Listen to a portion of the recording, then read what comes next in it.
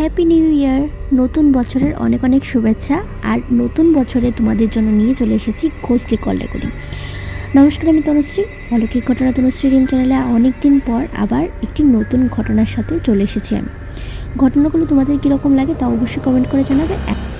আজকে কিন্তু আবার নিয়ে চলে এসেছি একটি কল রেকর্ডিং। আর কল রেকর্ডিংয়ে কিন্তু আমার সাথে রয়েছে আমার সেই মামু অর্ঘ্য। তো চলো আজকের কল রেকর্ডিংটা শুরু করছি। কল রেকর্ডিংয়ে যাওয়ার আগে আমি আবার বলে রাখছি, আমরা কিন্তু আমাদের চলিত ভাষায় কল রেকর্ডিংটি করছি।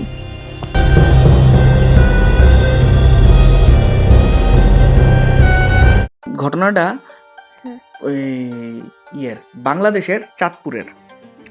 তো চাঁদপুরের মধ্যে যে ছেলেটা কইছে, ছেলেটার বাড়ি আসলো ঢাকা। ঢাকার মধ্যে ছেলেটার বাবা মা দুজন থাকতো। তো হঠাৎ করে ঈদের ঘটনা, এটা ঈদের মধ্যে ছেলেটা শুনতাছে ছেলেটার দাদুর শরীর অসুস্থ। তো বাবা মা আর ছেলেটা তো থাকতো, হঠাৎ করে ঈদের দিন শুনছে।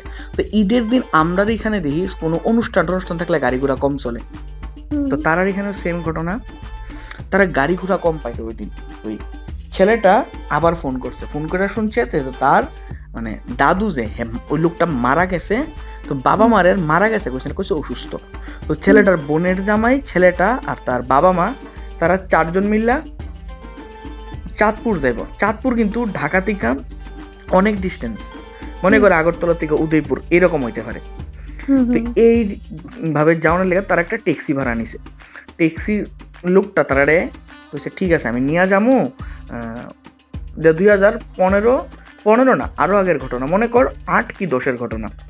তখন লোকটা একটা কথা কইছে, ঠিক আছে আমি আপনারা নিয়ে যাবো। কইছে ভাড়া কত? কইছে তখনকার টাইমে 2500 টাকা দিত। আর তারা কইছে ঠিক আছে, এবং লোকটা একটা কথা কইছে যে ভাড়া 2500 টাকা, কিন্তু আপনারা রাত্রেবেলা যখন আমি আবার নামাই দিয়া যাবো তখন যদি মনে হয় তাহলে আপনারা আমার 3000 টাকা দিতে পারেন। তারা কইছে 500 টাকা বেশি, এবং তখনকার সময় 500 টাকার আসলে অনেক ভ্যালু আসলো। তো তারা ঠিক আছে, তখন তারা তো কিছু ভাবার সময় নাই, মানে অসুস্থ মানুষ। তারা গাড়ি দিয়ে গেছে। যাওয়াটা এরকম, মনে কর প্রায় পুরাটা রাস্তার 3 ভাগের 2 ভাগ তারা যাইতেইব এই গাড়ি দিয়া। গিয়া তারা নৌকা ঘাট রেখো, ফেরিঘাট। তো ওই নৌকা ঘাটের সামনে গাড়িটা থামাইয়া নৌকা দিয়ে আবার যাইতেইব অনেকখান রাস্তা গিয়া, এরপরে গ্রামে ঢুকা দাদুর বাড়ি। তো তারা দুপুরবেলা যাওয়া শুরু করছে, সন্ধ্যার পরে গিয়া তারা পৌঁছছে, এবং নৌকার ঘাটে মাঝি আসলো না। তো ওই নৌকা ঘাটে গিয়া দেহে তার দাদুরে অর্ধেক মাটি দিয়া লাইছে। মুসলমান আসলো, তার দাদুরে অর্ধেক মাটি দিয়া লাইছে। তো ওইটা দেখে তার মা কান্নাকাটি করতেছে। তারা অ্যাকচুয়ালি কি করে, যে মরা যে লাশটা আছে, তারা কিন্তু প্রথম কথা হচ্ছে কবর। আমরা মনে করি কবরটা মানে খুব অল্প খোঁড়া হয়, অ্যাকচুয়ালি কবরটা অনেক ডিপ খোঁড়া হয়। ওইখানে ওই ডিপ ভাবে, মানে মনে কর কত হইব, একটা মানুষের যতটুকু হাইট, প্রায় কত 5 ফুটের মতো গর্তটা হয়। এরপরে এই মানুষটারে শোয়াইলে যদ্দুরা গর্ত হয়, এই 5 ফুট গর্তের ভিতরে আবার এইরকম ভাবে একটা গর্ত করা হয়। 5 ফুটের গর্তটা হচ্ছে লম্বা আর আকারে তো বড় হয়। ওই গর্তটার নিচে আরেকটা ছোট্ট গর্তের মতো কইরা ওই মৃতদেহটা রাইখা তারা রিচুয়ালস গুলি পালন করে। তো এত উপরের থেকে নিচে রাখার লেগা, লাশটা নামানোর লেগা, খাটের যে আমরা হসপিটালে গেলে বেডের সাইডে থাকেনি রেলিং এর মতো, তেমন রেলিং দেওয়া কতগুলি বেড থাকে, ওই রেলিংটা খুললা দিলে উপর থেকে লাশটা নিচে নামায়। ওইখানে সিটকারি সিস্টেম থাকে। ছেলেটা ফুল হাতা শার্ট বা পাঞ্জাবি কিছু একটা পরছিল। ওই সিটকারিটা লাগিয়া হঠাৎ করে তার শার্টটা ছিঁড়া গেছে গা, ছিঁড়া একটা টুকরো ওইখানে লাগিয়ে রয়েছে। তো ছেলেটা অতটা পাত্তা দিছে না, পাঞ্জাবি বা শার্টটারে বইলা ঠিক আছে। এখন রাত্রেবেলা তারারও বোধহয় নিয়ম আছে, আমরা যেরকম মেয়ে থাকে না আয়াফুর ওই দিনই, তো তারারও এরকম কিছু একটা রুলস আছে যে থাকতো না, বা এনি হাউ তারার বাড়িতে ওই দিন ফিরতে হইব। তো ছেলেটা কি করছে, আর গাড়িও তো তারা রেখা গেছিল, অবশ্যই ফিরতে হইব। তারা নৌকা ঘাটে আইছে, আয়া আবার নৌকা পায় না। তো নৌকা যখন পাইয়া নৌকা ঘাটে আইছে, তখন প্রায় মধ্যরাত্র রায়া নামছে পরে গাড়ির ড্রাইভার কইছে আমার একটু তেলের শর্টেজ আছে। কইছে তুমি আওয়ার সময় কইছো না, আওয়ার সময় ভাবছি হইতো না, বাট এখন লাগতেছে তেলের শর্ট হইতে পারে। কইছে তাহলে এখন কি করবা? কইছে মেইন রোড না, আমি একটা শর্টকাট রাস্তা চিনি, আমরা যেমন বাইপাস রাস্তা আছে, ঠিক আছে, একটা শর্টকাট রাস্তা চিনি। আর ছেলেটার মা বাবা একটু ক্লান্ত আসলো, তারা আইয়া পেছনের দিকে মানে কান্দাকাটি করছে না, তারা, ছেলেটার মা অসুস্থ আসলো আর বাবাও এরকমই, তারা ঘুমাই গেছে পেছনের সিটে। তো এই ড্রাইভারটা একটু দূরে গেছে গিয়ে একটা বিওসি দে, বিওসি বন্ধ। তখন ছেলেটার বোন জামাই আসলো সামনের সিটে, না ছেলেটার বোন জামাই আসলো পেছনে, ছেলেটার, না না ভুল কইছি, ছেলেটার মা বাবা তারা আসলো পেছনের সিটে, থ্রি সিটারে। আর ছেলেটার বোন জামাই আসলো ড্রাইভারের সঙ্গের সিটে। তখন ড্রাইভার লোকটা তারা দুজনে একটা কথা কইছে যে বিওসি তো বন্ধ, আমার একটা শর্টকাট রাস্তাতে যাইতে হইব।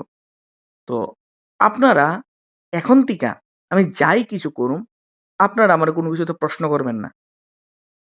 তারা তো এত রাত্র ড্রাইভারে, তারা আর বিতর্কে গেছে না, তারা পজিটিভলি জিনিসটারে নিছে, হোক না, ঠিক আছে চলেন। তারা এবার তেনে মেন রোড দিয়ে অনেকখান জায়গা আয়, এবার মেন রোডটা কাঁচা রাস্তা। তা কাঁচা রাস্তা কি হয়, মানে নিশুতি গ্রামের মাঝখান দিয়ে রাস্তাটা। তো যাইতেছে যাইতেছে যাইতেছে, মাঝখানে ধান ক্ষেত ফললো, তো ধান ক্ষেত দিয়ে যাইতেছে। এইবার এই দিন পূর্ণিমা আসলো, ঈদ, ঈদ তো পূর্ণিমার মধ্যে হয়। তো ওই ধান ক্ষেত সাইরা তারা এবার পাট খেতে ঢুকছে। আমরার এখানে পাটটা অ্যাকচুয়ালি খুব কম ফলন হয়, বা ত্রিপুরাতে পাটটা কম ফলন হয়। এই পাট গাছ অ্যাকচুয়ালি অনেক লম্বা লম্বা হয়, কুশিয়ার গাছ আছে না, আখ, এই হ্যাঁ কুশিয়ার হ্যাঁ। গাছের মতো লম্বা লম্বা হয়। তো এই পাট ক্ষেতের মাঝখান দিয়ে যখন গাড়িটা ঢুকছে, দুনো সাইডে রাস্তার অন্ধকার এবং চাঁদের আলো এবং ট্যাক্সির হেডলাইটটা ওইটা দিয়ে সামনের জায়গাটা দেখা যাইতেছে। হঠাৎ কইরা দেখে রাস্তার মাঝখানে একটা ছাগল। খুবই স্বাভাবিক দৃশ্য, গ্রামের রাস্তা, ছাগল থাকতো না তো কি থাকবো। কিন্তু এখানে কয়েকটা প্রশ্ন। ছাগলটা দেখতে একটু একটু বিচিত্র, মানে একটু উইয়ার্ড। কিরকম? ছাগলটার পুরাটা বডি কালো, মুখটা সাদা। অনেকের থাকে ছোপ ছোপ, এটা পুরাটা মুখটা কালো আর বডিটা সাদা। না ভুল কইছি, বডিটা কালো মুখটা সাদা। তো লুকটা ছাগলটার একদম কাছে আইছে, কাছে আইছে পরে লুকটা ছাগলটারে ক্রস করে গেছে গা। মানে ছাগলটা কইতে গেলে রাস্তার মানে প্রায় প্রায় মিডলে আসলে লোকটা ছাগলটারে ক্রস করে গেছে গা। তো তারা অতটা পাত্তা দিছে না, ঠিক আছে, গ্রামের হয়তো কেউ বাড়ির টিকা ছাগলটা ভাগ্যে আইছে। এইবার হঠাৎ কইরা ওই যে ছেলেটা বইয়ের ছিল, হ্যাঁ নাম আসলো কিশোর, যাই হোক ছেলেটার নাম কয়া হয়েছে, ছেলেটার নাম আসলো কিশোর। হে হঠাৎ করে দেখতেছে রাস্তার ঠিক মাঝ বরাবর বা রাস্তার একটু সাইডে একটা খাট ফিরে রয়েছে। পাট ক্ষেতের মাঝখানে বা রাস্তার যে মাঝখানে জায়গা, এখানে তো খাট থাকার কোনোভাবেই প্রশ্ন না। খাট পড়ে রইছে এবং খাটটা লাশের খাট। কারণ খাটের যে সাইডগুলি আছে এটি দীক্ষা বোঝা যাইতেছে। এবং ছেলেটা খুব আশ্চর্য হইয়া দেখলো যে সিটকারি লাগানো থাকেনি, ওই কইছিলাম যে লাশের খাটিয়া, হ্যাঁ হ্যাঁ। ওইখানে হের শার্টের যে হাতাটা ছিঁড়ছিল, হুম হুম ওই হুম। হাতাটা ঝুলতাছে, শার্টের হাতাটা ঝুলতাছে। ছেলেটা আচ্ছা। দেখা খুবই ভয় পাইছে, কিন্তু কেউ হুম। কইছে না। আর হের বোন জামাই তো জানতো না হের যে শার্ট ছিঁড়া। হ্যাঁ হ্যাঁ। ড্রাইভারটা এইবারও পাশ কাটাইয়া গেছে। হুম।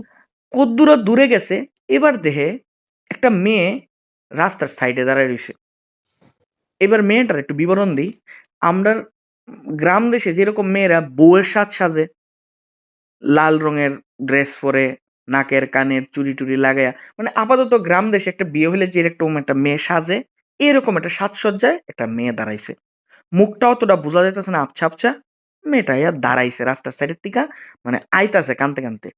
তারা ভাবছে হয়তো কোনো জায়গায় বিয়ে, মানে দেয় না গ্রাম দেশে জোর কইরা, মানে প্রাপ্তবয়স্ক হওয়ার আগে জোর করে বিয়ে দিয়ে দেয়।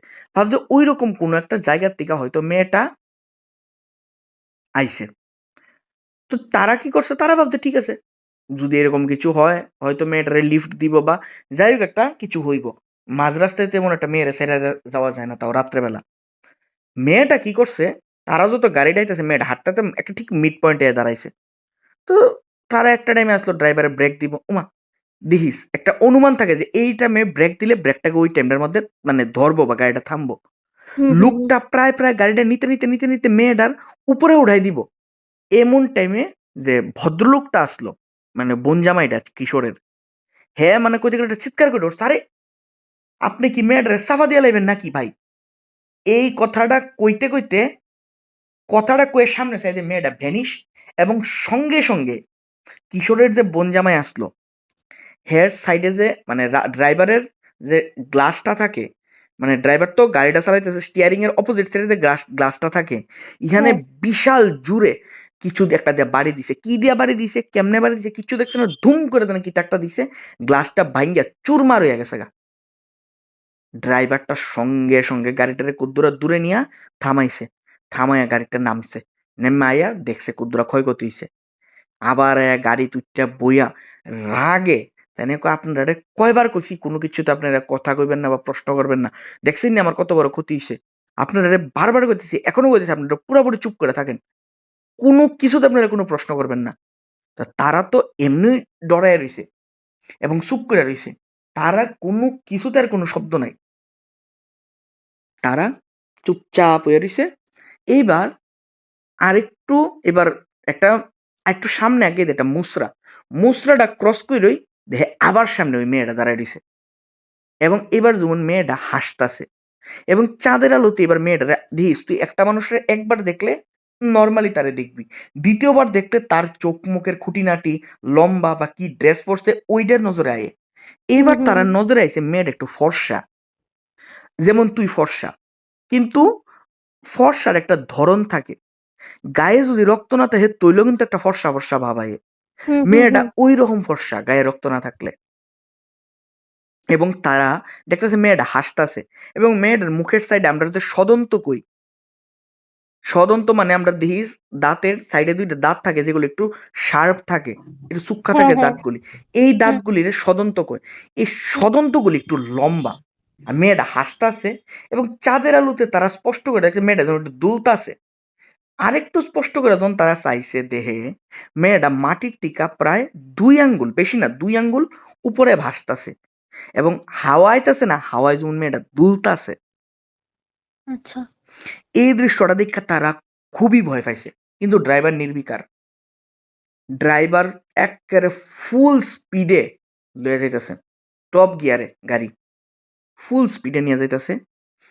যেই মেয়েটার একেবারে মানে উপরে উঠাই দিছে, মেয়েটার উপরে উঠাই দিছে, মানে একটা লোকের উপরে গাড়ি উঠাই দিলে বোঝা যেত নিচে আয়া পড়ছে, মেয়েটার উপরে গাড়িটা উঠাই দিছে, এমন সময় বিকট জোর একটা শব্দ হইছে। হুম শব্দ হওয়ার পরে মানে কেউর গায়ে যদি ব্যথা পায়, আর পেছনের টায়ারের মধ্যে খুব একটা জোরে শব্দ হইছে পেছনের টায়ারটা।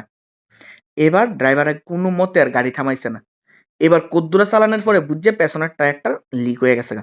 তবু হুম। ড্রাইভার এই লিক হইয়া টায়ারটারই চালায়া চালায়া চালায়া চালায়া মানে একেবারে ভুর হয় টাইমটা আইয়া এই পাট ক্ষেতের মানে পাট ক্ষেত থেকে তো বাইরিয়া গেছিল গা।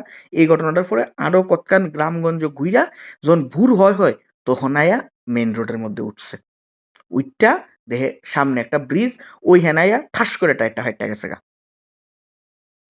এবার তারা গাড়ির থেকে নামছে, নেমা টায়ারটা তখন ভোর হয় টাইমটা আজান দিয়া লাইছে, আর গরমের দিন না, তখন ভোরটা বোঝা গেছে। তখন একটা মানে বয়স্ক লোক আইতাছে, মুরব্বী যে কয় তারা, তো তাইনে আসার সঙ্গে সঙ্গে তারা জিজ্ঞাসা আপনারা কই থেকে আইছেন, তারাও জিজ্ঞাসা জায়গাটার নাম কি, তো বুঝছে যে ঢাকার আশেপাশে আয়া পড়ছে। হুম তখন হুম। লোকটা কইতাছে কয়, মানে আপনারা কোন দিকে আইছেন, কইছে এমন এমন ঘটনা।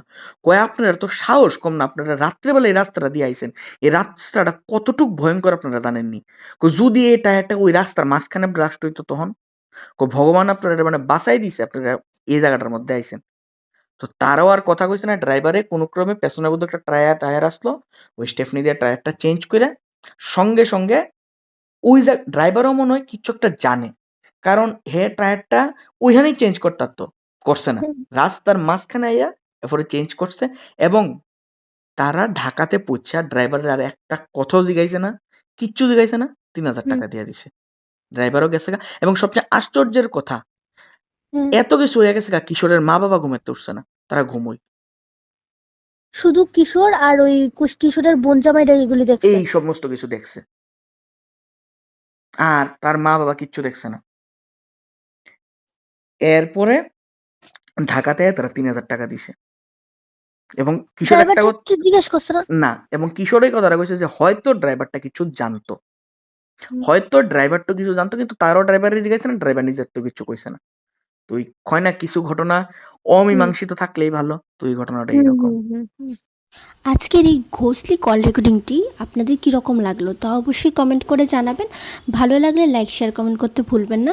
আর আপনাদের জীবনেও যদি থেকে থাকে কোনো অলৌকিক ভৌতিক ঘটনা, তাহলে কিন্তু অবশ্যই আমাকে আপনারা নিচে দেওয়া ফেসবুক বা ইনস্টাগ্রামে গিয়ে জানাতে পারেন আপনাদের ঘটনা। আমি আপনাদের ইচ্ছে অনুসার আমার চ্যানেলে কিন্তু শেয়ার করে দেবো। তো চলুন, দেখা হচ্ছে আরও একটি নতুন এপিসোডের সাথে। ততক্ষণ সবাই ভালো থাকুন, টাটা।